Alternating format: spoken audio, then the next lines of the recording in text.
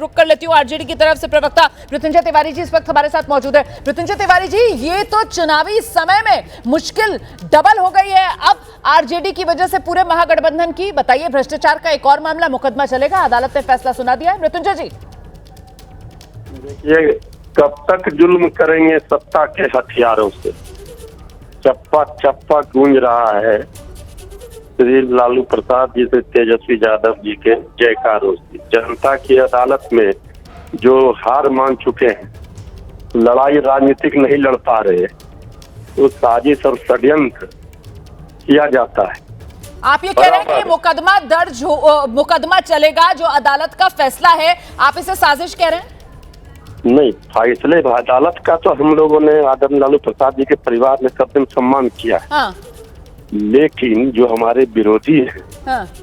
वो किस तरह से, इसके पहले भी आप देखिए, जो विपक्ष में है भ्रष्टाचारी है, जो बीजेपी से गले मिला लिया, हाथ मिला लिया, वो सब सदाचारी हो गए। अजीत पवार जी पर क्या आरोप लगाए जा रहे थे बीजेपी की ओर से, इसके बाद चले गए तो क्या हुआ? तो ये तो जो राजनीतिक लड़ाई नहीं ले पाते, गरीबों, शोषितों, वंचितों की आवाज को दबाने के लिए। पर सर, आपकी पार्टी का तो ट्रैक रिकॉर्ड खराब है ना सर।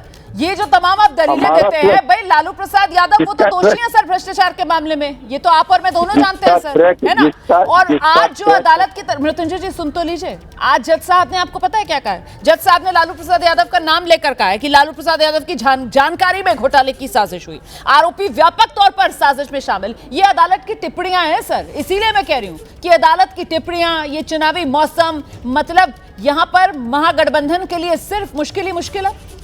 कोई मुश्किल नहीं, जनता सबको पहचानती है, सबको जानती है।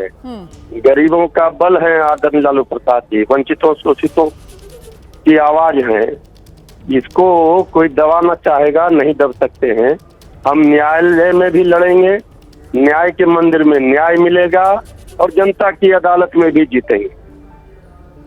लेकिन सीधे सीधे बीजेपी की तरफ से और जेडीयू की तरफ से ये कहा जा रहा है कि साहब इन्होंने तो हमेशा भ्रष्टाचार किया है, और देखिए एक बार फिर से इनकी पोल खुल गई है। मतलब वो छवि बदलने की कोशिश आप लोग कर रहे थे, विश्वसनीयता बढ़ाने की कोशिश कर रहे थे, उन तमाम कोशिशों को तो अब झटका लगेगा ना।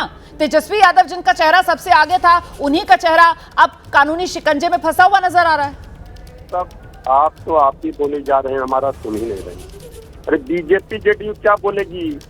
बीजेपी जेडीयू तो हार चुकी है राजनीतिक लड़ाई या चुनाव, उसको हताश निराश है।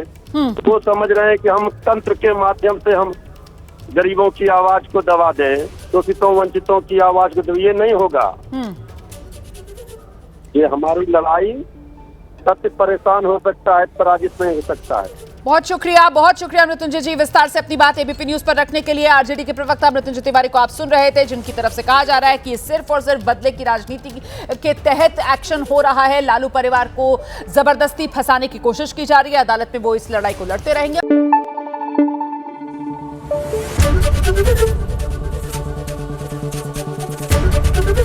एबीपी न्यूज आपको रखे आगे।